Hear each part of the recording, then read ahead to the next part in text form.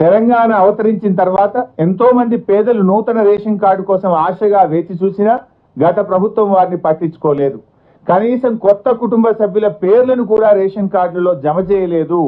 ఒక్క ration card కూడా ఇవ్వలేదని మా మీద ఆరోపణ చేసింది బడ్జెట్ లో.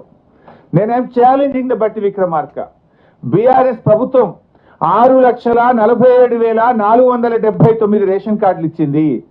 కొత్త సభ్యులను కూడా ఇంట్లో కొత్త సభ్యులు పిల్లలు పుట్టినా పెళ్లి చేసుకొని కోడలు వచ్చినా కొత్త సభ్యులను కూడా యాడ్ చేసినాం.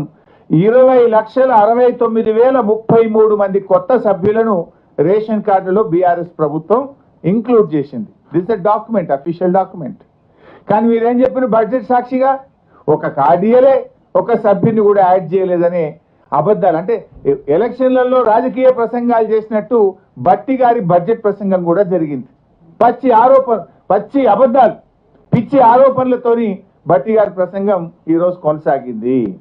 అంటే అరచేతిలో వైకుంఠం, ఆద్యాంతం అబద్ధాలు.